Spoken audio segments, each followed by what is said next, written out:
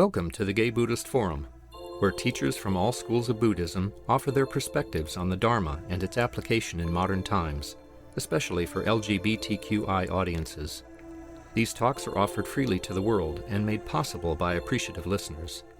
If you would like to support our efforts to share the Dharma with underserved audiences, please visit gaybuddhist.org. There you can donate, find a list of upcoming speakers, or enjoy many hundreds of these recorded talks dating back to 1996. Let's go ahead and get started.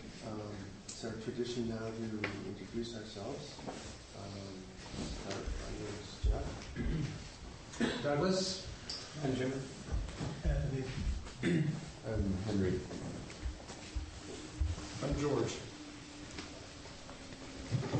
My name is Mark. I'm Benson. I'm Jerry. Gerald. Ralph. My name is Michael. I'm Shantanu. I'm Ray. I'm Michael. Jack. My name is Cass. Marty. I'm Jerry. Jerry. Jerry.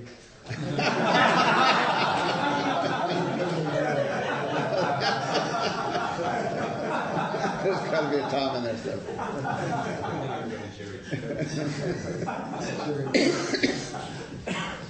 Peter. My name is Uri.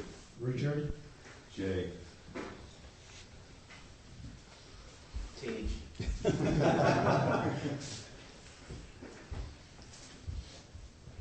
Anyone else? Freddie? My name? Freddie. Freddie.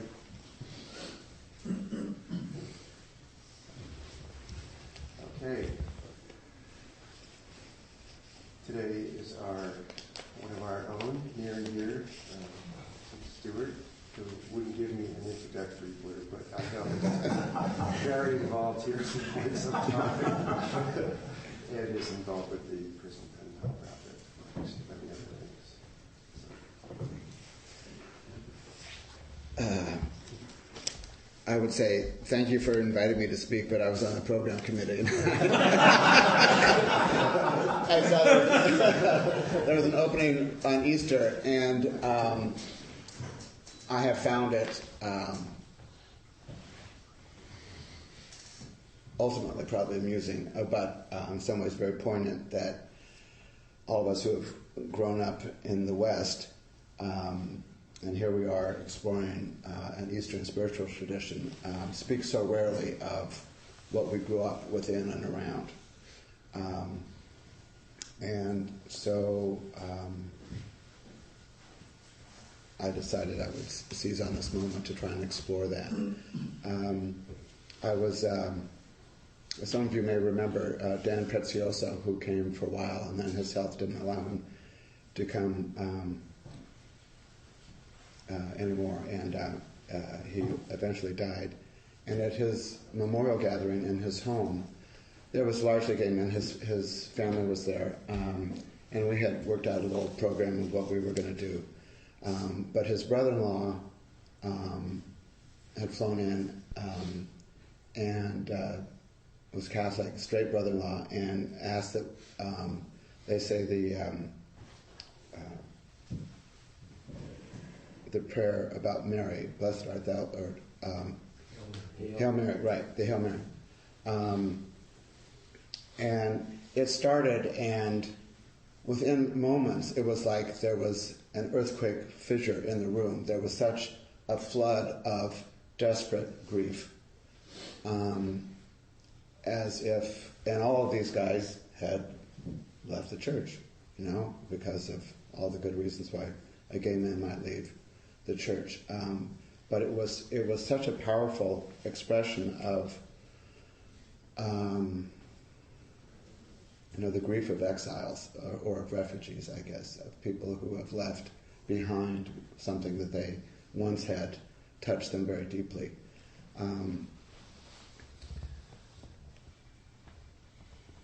So that's one of the motivations of why I wanted to, have us talk about this.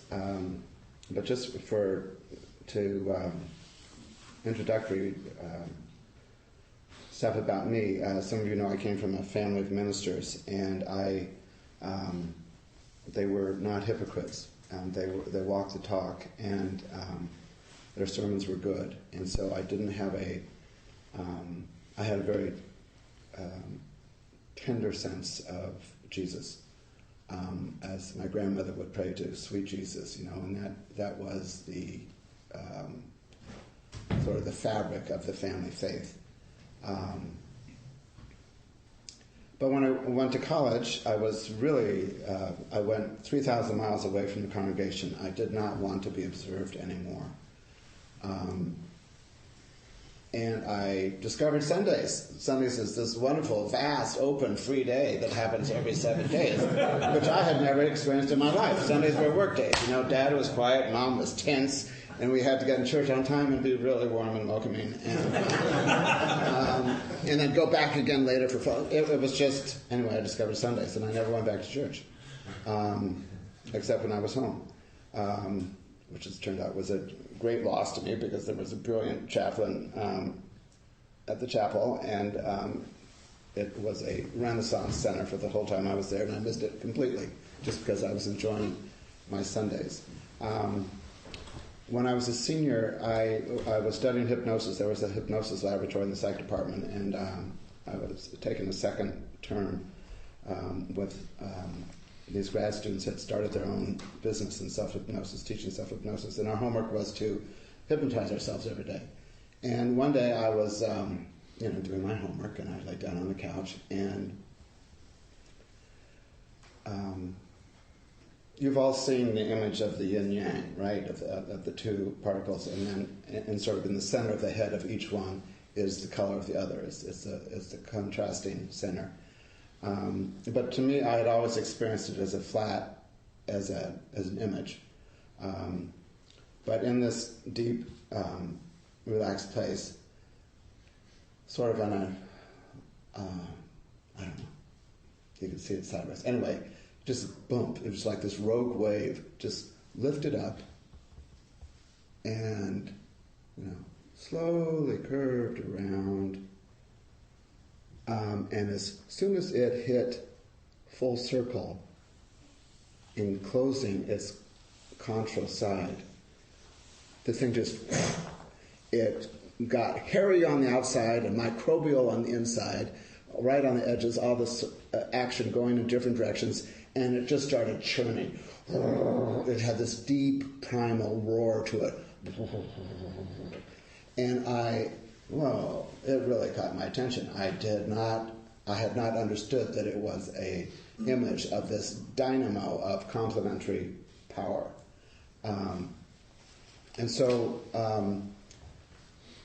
and I graduated at the end of in 1970 when there was all the schools were on strike protesting our Cambodia invasion, and we basically went to we talked a lot and took a lot of acid, and our final weekend, a bunch of us went off and camped in the redwoods, and I don't know what we took, but it was a great day.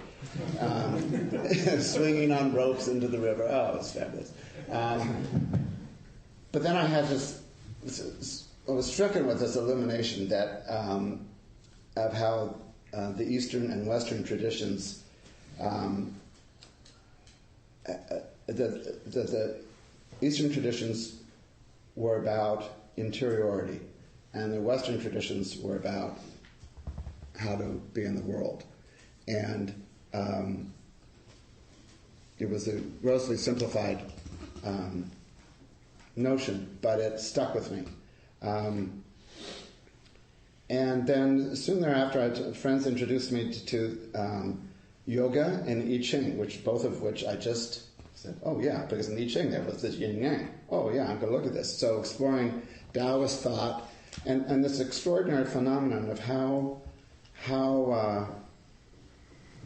throwing 3 coins 6 times can throw up an image of your internal state. How was this possible? It was a completely different type of causality than I had ever encountered, that the insides could affect the outside so much.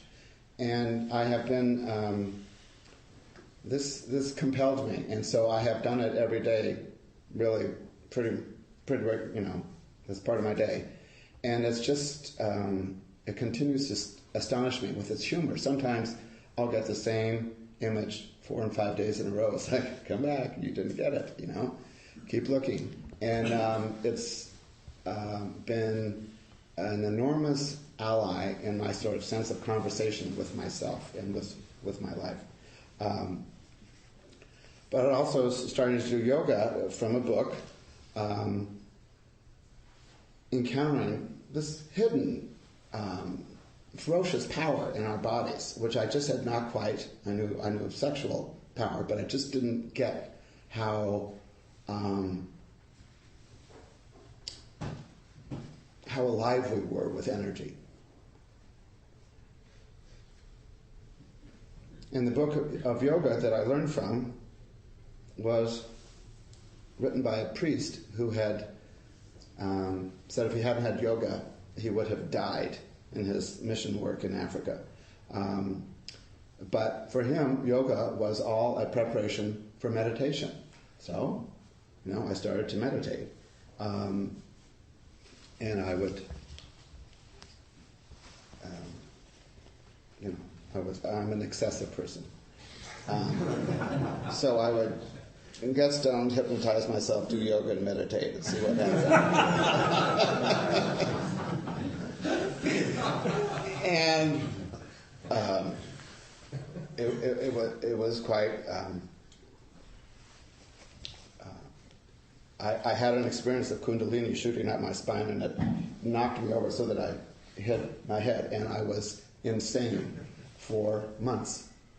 And that finally that quieted down. But it was all very persuasive that there's this enormous realm of interiority that needed to be explored.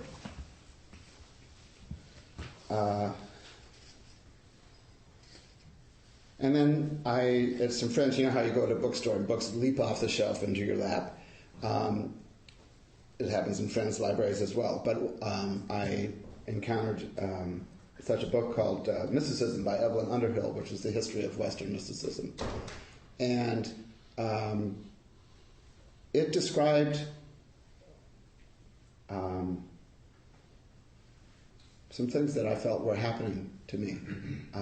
I was writing a play about, I just had a lot of psychic phenomena that was happening, and Evelyn Underhill was very clear that they said, move through this. Do not be tempted by power. Go for love, stay focused on love, which was very helpful because I found this mental stuff fascinating. I had automatic handwritings. I was writing a play about a woman who had had a psychic opening, and her husband was horrified. And anyway, it was a very active internal time.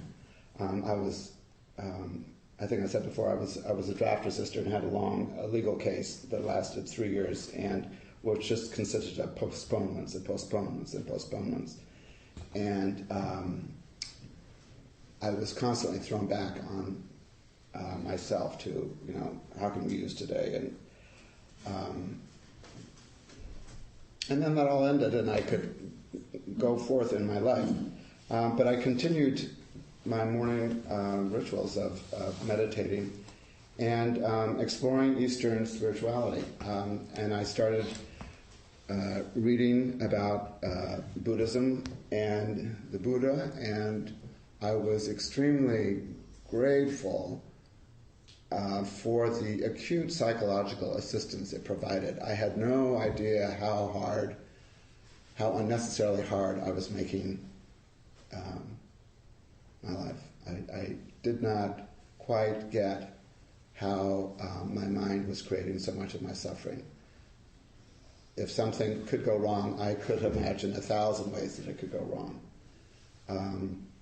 And so it relieved an enormous pressure to realize that what I think might be true might not be true at all.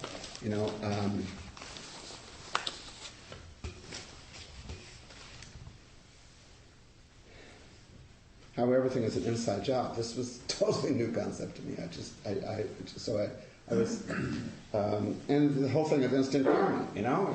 You decide you don't like someone and you're not going to be nice to them. Who gets the cold first? You do.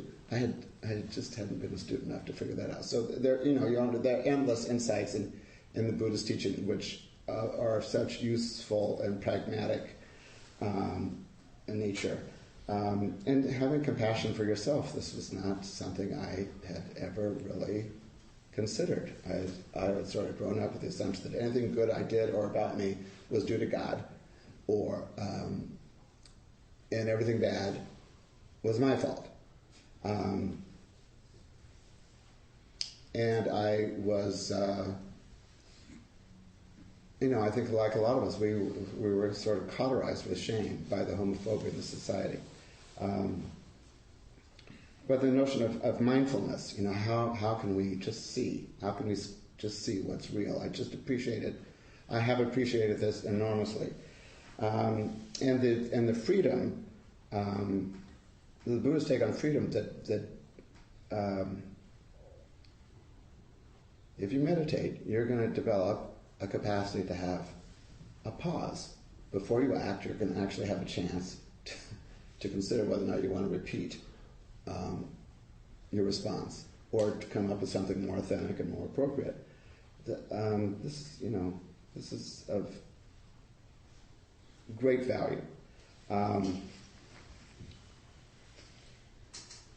And the similarities in the teachings of Jesus and the Buddha are shockingly similar in terms of mercy and compassion and, for once, they're both evidently totally gorgeous and hunky and just have to walk in a room and people would sign up, which is, I find, deliriously amusing and cosmically fun. I just think that, the fact that in 2,500 years ago, existing in the same term, was Lao Tzu, Confucius, Buddha, Zoroaster, and Socrates. It's shocking that it was like a planetary dispensation, but that Jesus and Sakyamuni had such a penetrating presence in their person. It just touches me. And the fact they were both tempted, they both lived in communities. They both, trusted solitude. They were models of kindness. There's, to a certain extent, Jesus didn't speak of karma, but, you reap as you sow. That's pretty much says it.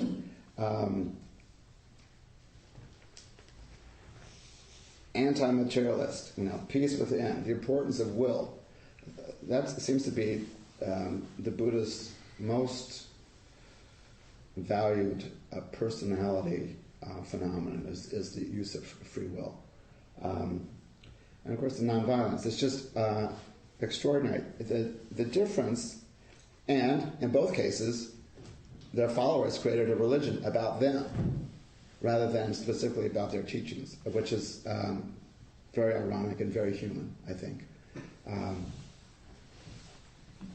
I read somewhere that Jesus wasn't a Christian, and the Buddha wasn't a Buddhist, which is I find amusing.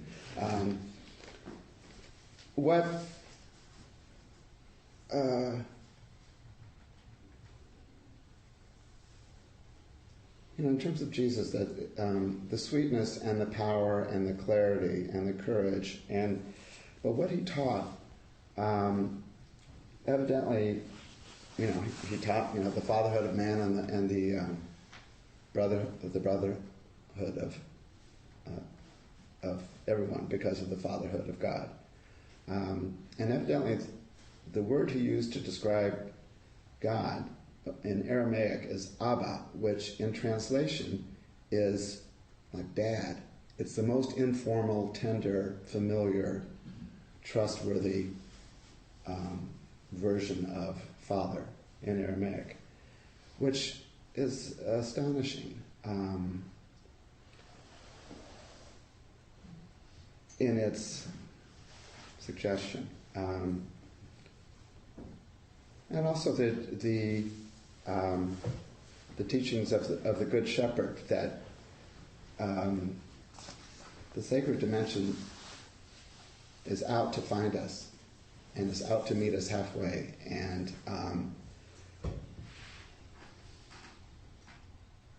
the prodigal son, you can totally screw it up and still be welcome back. These have always moved me, and I believe I've experienced them to be true. The mustard seed, just a little bit of faith, and you're going to get an edifice. Speaking of trees, I once had a dream. I have a vivid dream life. But once I had a dream, and it was so important, I wrote it down and then lost it for years and discovered it. But I'm like a suburbanite coming home to my cute little bungalow in San Anselmo or something like that. And I turn the corner into the cul-de-sac, and there are TV cameras and police cars, and because coming up right in the middle of my beautiful little carpenter Gothic house is this redwood tree, just like rising up through this house. And I was alarmed, but also curious. But so I sort of jumped on a branch and climbed up to this tree, and I encountered a sort of a Gandalf Merlin type figure with long white robes. I said, "What about my house?" He said, "Forget the house. Come on up for the view." So we climbed to the top of the tree and could see the whole curve of the earth, and then he took me down into this room, and he opened one of those Chinese boxes things with lots of coverings, open and open and open, and then in this pillow looked like a giant garlic clove. But it was throbbing, and it was luminous, and he said, "It's not for eating, but you want to hang out near this. Spend time near this." Okay. And then we went out on the tree and climbed down, and those sort of hobbit doors and trees, He used his head, which is also I found fascinating, to lift up this door, and we climbed in, and it was like walking into an exhibit of the royal jewelry at the Tower of London. It was darkly lit, but all these jewels were lit. But they were works of art. There were holograms and sculptures and paintings, and but in this very interior space, and I was very impressed, and I looked around and I realized each one was a picture from my life. Each one was a moment that I had been grateful for. And I don't know what the author of the dream intended me to take, but I sort of took this as a sort of an image of my soul. This is what's going to last. I don't know.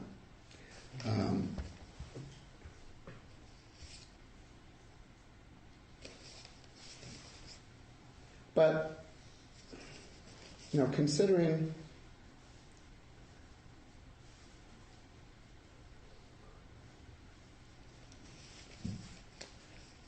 that we live in this culture, do people have any positive feelings or memories or associations about Jesus? I'm just curious. And would anyone like to share if they do? I know this is a huge topic, and I don't want to put anyone on the spot. Gilpin? Well, I've heard the saying that the opposite of love is not hate, but apathy. Mm-hmm. And I think that for me, having grown up in a fundamentalist Christian background, Mm-hmm. as a child, I was really completely fascinated and taken away by biblical stories and Mm-hmm. by the ideas and the feeling of the stories. But I think that my the level at which they were, I was understanding the stories at a level that was much different than the level at which they were presented. And as I got older and I became very, this created a dissonance in me between the people that were interpreting them very literally and how I was internalizing them. I think I became very angry and bitter, and so I think those positive memories have the mirror of the negative memories as well. So, Yeah. Thank you. Paul? Well, I was raised an adamant atheist. Science had all the answers. But about 8, 9 years ago, I started to start my spiritual path, and I started to go to the local Catholic Church, which was largely Hispanic. In fact, 99%. There's 699 Hispanics in me. And what I felt in this group, because they're very devout, and part of the benefit of going to Hispanic Mass is you can't understand the word they're saying. So I could just sink into the experience of their devotion and the devotion in their church. And in that sort of silence, because I didn't understand the words, I felt a deep and profound love, which really, really has touched me, almost like nothing else. Like nothing else, let's put it that way. And then, when I told my friends I was going to Mass, backed away from me. And I felt so sad that there's something there so beautiful that so many people have been alienated by the dogma of the church, which is full of you shouldn't do this or you shouldn't do that, versus my experience, which was just a beautiful, accepting, non-conditional love.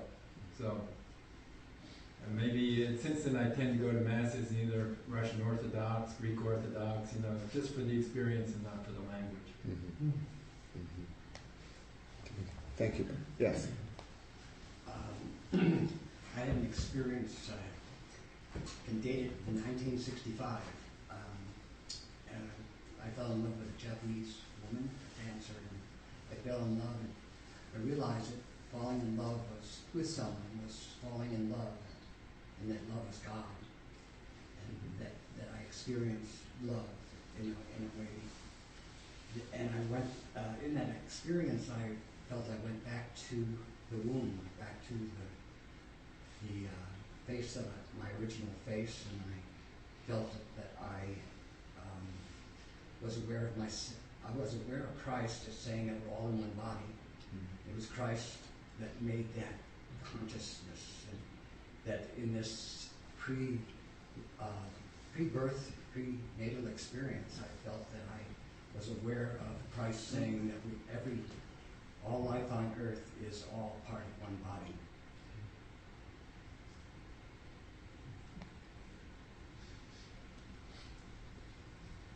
Thank you. Ray? Yeah. I grew up Roman Catholic, and my recollection, or what stood out for me, was that it was more about the church than it was about Jesus or the teachings of Jesus. We didn't really read the Bible literally that much. There was a little reading of a gospel, at each Mass, but it was out of context, and it wasn't like the narrative, for my experience of it. And the primary focus was, on the importance of the church and the church's teachings and the church's stance on certain things. And you had to observe this, and you couldn't eat before going to communion, and you had to go to confession, and you had to do this, and you had to do that, you had to abstain from. And there was a lot of, I would say, negative things, about bad thoughts and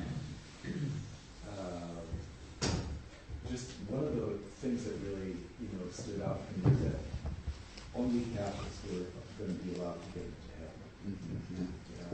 And fortunately, I had a grandmother who was not Catholic, and you know, that was just hard to take. You know, that somebody that he knew and loved and looked up to was not a candidate for salvation. And so it was that kind of thing, you know, that really pushed me away. And I just, you know, didn't, yeah. I still have a problem with, you know, like, I don't see how going up to the railing and taking a wafer in your mouth is some kind of spiritual experience. I don't get it. You know? But that's just me. But it was more because of the people who were teaching. I think. Yeah. And, you know, those people, all, in looking back, you know, the nuns and the priests, they all had their own personal issues going on, which we were totally unaware of. And, you know, they all had their personal issues going on, which we had no awareness of as children in the 1950s, you know, alcoholism, sexuality, blah, blah, blah, blah. So.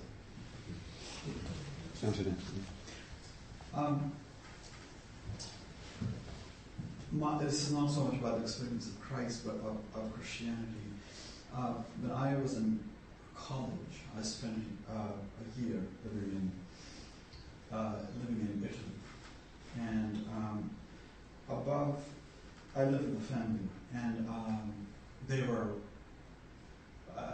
were probably culturally Catholic, but they were atheists. Anyway, above the house, there was a hill, and on top of that, there was a Romanesque church, and I could see it from my bedroom window. And there was a little path that went up this hill, and there was Stations of the Cross along it. And so I have been a birder. I watch birds. I've done that since I was very young. So I used to go up this path birding, and then over the several weeks, I went higher and higher, and I found myself in the church.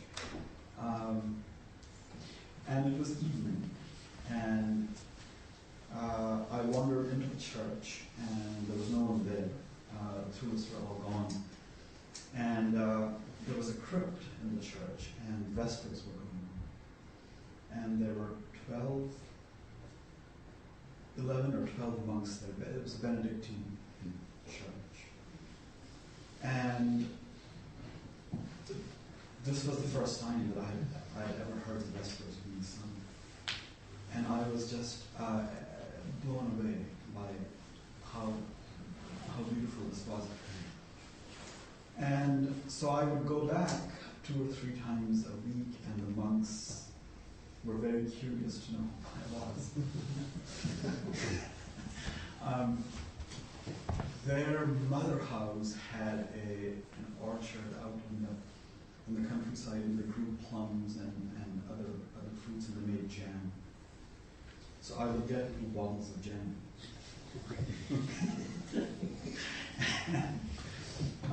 This was the best introduction to Christianity. They were wonderful. I mean, my being Christian or not being Christian, it didn't once come up. They were genuinely curious as to how I came to be there, and they weren't interested at all in my, becoming Christian or becoming Catholic. This was my introduction, and I had, and still have, well, here's one, friend who had been Catholics, and they had no time for Catholicism at all. And I just couldn't understand how this wonderful religion could turn people off. I have since come to understand. But for years, because that was my experience, I had no idea what these people were talking about. that was my introduction to Catholicism. One other image, and this has stayed with me. Old women in another church in Italy saying Hail Mary in a church full of, they lit candles, and the church was just shimmering with candles. And it was an extremely powerful experience. Everyone saying Hail Mary in unison. I'm not a Christian, I'm not a Catholic. But this was the best introduction that one could have to Catholicism. Thank you. Tom? So I liked what you said about, well, there was a realization when you said that, God sort of got credit for all the good stuff because he was bestowing grace on us, and yet anything bad that went on was due to our sinful nature. And I guess I hadn't really realized that was, part of my upbringing. I was raised Roman Catholic also, and but it wasn't overbearing, it wasn't judgmental. It was just, that was the doctrine of the church, basically. Until I was in my teenage years, and then my parents began the charismatic movement within the Catholic Church. They started into it. They didn't start it up, but they, and I went along with it. And it was the first time that I felt a personal relationship with God and Christ, that whole presence. And it was really moving. I mean, it was genuinely moving, and a whole different side of the church. And yet, surprisingly, the Catholic Church was accepting or allowing of this. They could use the space. It was a whole separate, meeting on a Thursday night or something like that. And there were priests that would come and say Mass. They would do the sacraments and the whole bit. But it was like this bizarre dual personality in the church that I couldn't quite figure out, and yet it was pretty glorious and memorable and warm and caring. I don't know where the fear or the reluctance to promote interiority came from in the West, but almost nobody got it. The Jews didn't get it, the Christians didn't get it, of being silent and still and directing your mind inward. Seems like an obvious thing to do, but I think that's why so many people embrace Buddhism, because they finally had a spiritual experience. They finally felt something inside when they were still. And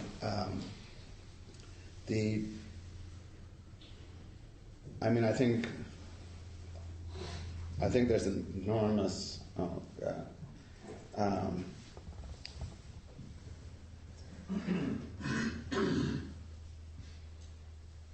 I think people get credit for showing up there, no matter what their technique or what they say, that it does promote freedom and clarity, just by having been in whatever that vast stillness or presence is. There's or at least in translation, in the tsunami of bad translation about Buddhist thought, a sense of a coolness in Buddhist meditation, that we're connecting with a dimension or a wave or a vibratory field or of mind. Whereas, as described by like Rumi and the Christian mystics, it's rapture. It's enormous ardor. It's the Lord within is the beloved. That is the beloved, the foundation of your life, and it's this radiant connection, which gets me back to that old yin yang dynamism.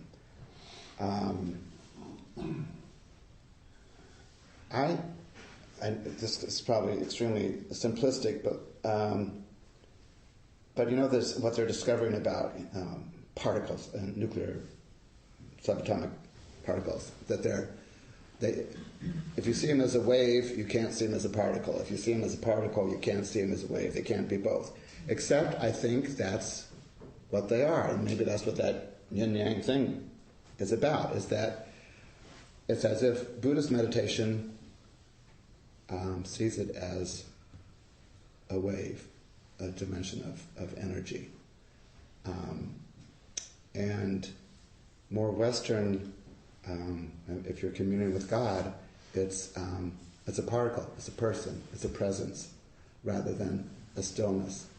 And this is helpful for me to, and I don't know if we have time, but we're gay men. We tend to have a lot of emotional energy. I just want to, I recommend that, how you could meditate as Buddha, as you just summon your inner Buddha and be alert and meditate from that position. You could also summon your inner, it's part of the genetic code of preachers' kids that they refer to Jesus as JC because, it's the family business and you're clearly chattel of the church. And I almost just said JC. But you could imagine that you meditate with complete knowledge that you're a son of the divine. And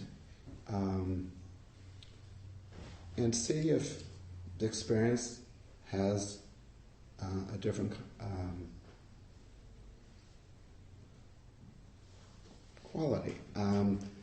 And I want to recommend that, in Buddhist technique is to follow your breath. But on your exhalation, start with sending love to someone you love, dead or alive. And you know how when you're making love, and it's not necessarily in the frenzy of rutting, but of deeply tender kissing, where you're just sending everything you've got to this other person, and we tend to do that on the exhalation, and then on the inhalation we're more receptive to take it in. And I recommend meditating with this, starting out by sending love and then feeling love as you inhale. And it feels different. It feels similar, but there is a sense of response that I don't get when I'm just on the vibrational, on the energy plane of the mind.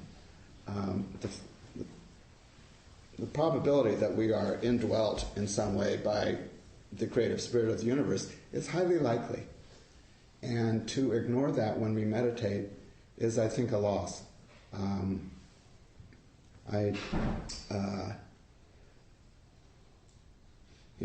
1996, that when they came out with the Hubble telescope pictures of the deep space, they hire out the Hubble telescope to scientific groups, and one group said, point it out right out there where there's nothing, so in like a quarter of this room, that was the range of the Hubble telescope. And they got back images of thousands of galaxies spiraling, just like the water in your toilet spirals. It's true, And there was such a density of gravitational field out there that it created a lens that bent the light of the telescope so that it could see like 5 billion years farther. It's just astonishing. I was at a college reunion. I went to one of the classes for returning alums, and I went to the astronomy one because they had a new red spectrum telescope. And this astronomer was so keen. He says, there's an unbelievable amount of stuff out there that we had no idea was there, And I said, seems to me when I was in college, we had the Milky Way. He said, right. He said, are astronomers any better able to take in the enormity of what this picture suggests? And he said, absolutely not. And he said, to be frank, we couldn't even really do the Milky Way. You know, our minds just can't do so many zeros. I find that marvelous, that we are in this really vast phenomenon that is still unified by principles that we see within ourselves. I'm a musician and amateur, but there's, you know, the well-tempered clavichord. At a certain point, when they line up the vibrations from the tonic and then to the fifth and then to the next octave, then out, they have to start fudging a little because there is this what is called the comma of Pythagoras, which is just a little extra. It's like leap year. It just doesn't quite fit in. So they have to average it out over the whole scale. So you can hear a tone in your head, and it's not on the piano because that didn't make the cut. You know, it just. But if you do a graph of this little comma of Pythagoras, what do you get? You get a spiral, just like what's spiraling way out there, 13.5 billion light years away. And it's also the same spiral in the cochlea that hears in our inner ears, that same shell-like structure of spiraling that picks up. Anyway, I find that fascinating. I'm sort of a junkie for startling facts like that, but I think it is wise not to underestimate the universe.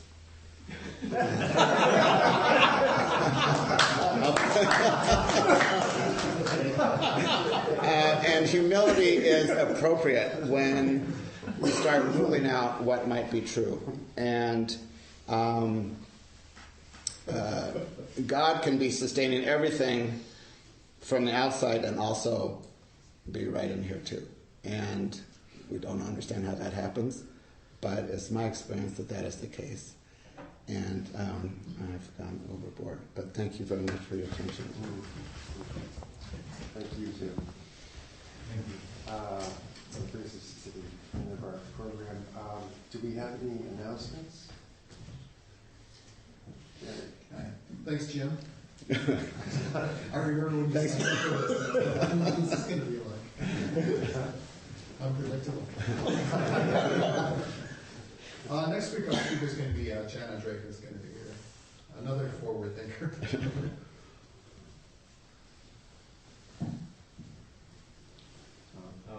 Jim, do you give vacation tours to your world? I can't get a ticket myself.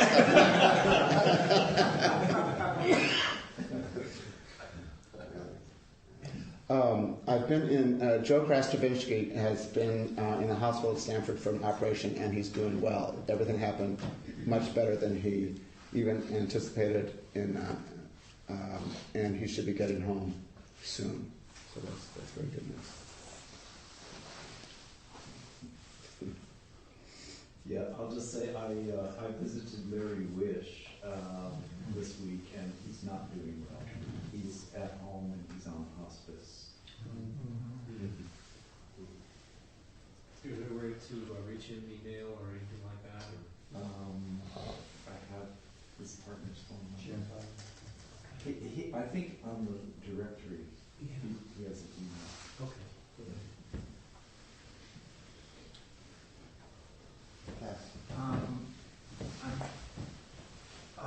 I'm the coordinator of hosts right now, and I have found that sounds religious. I know.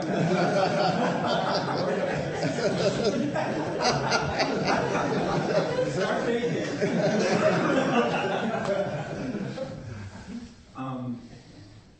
I found it a very fulfilling way to be of service to the Sangha, and it's a very great select group of people that we have who offer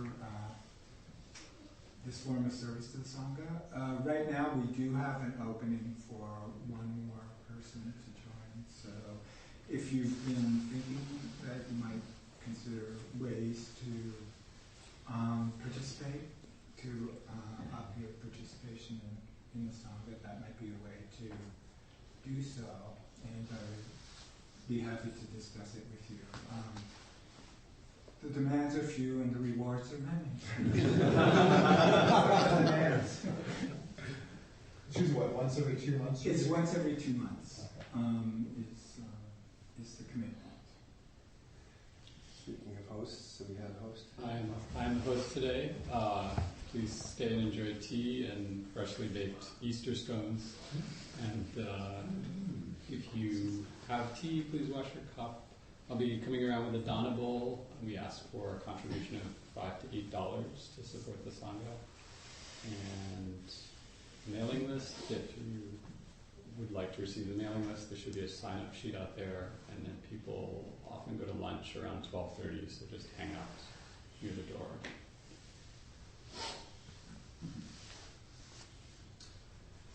I'd like to re-welcome our recent comer, Jim, and I hope people will stay and join us for refreshments afterwards. And Jim, welcome. We'll end the program today with the usual formation of a circle, and we'll sit there.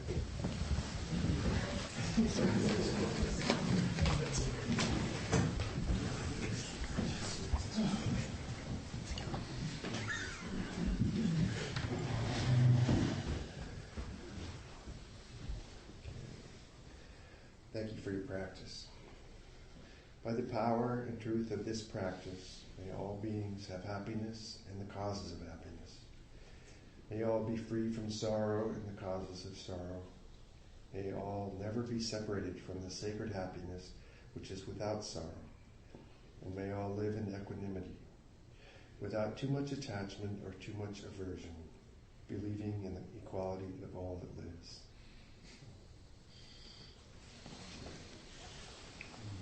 Thanks again, Jim. Thank you.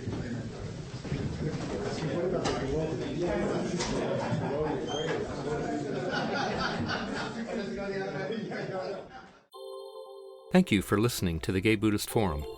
If you would like to hear several new talks per month and be notified of upcoming speakers so you can participate live, please subscribe to this podcast, like us on Facebook, and join our mailing list by visiting gaybuddhist.org.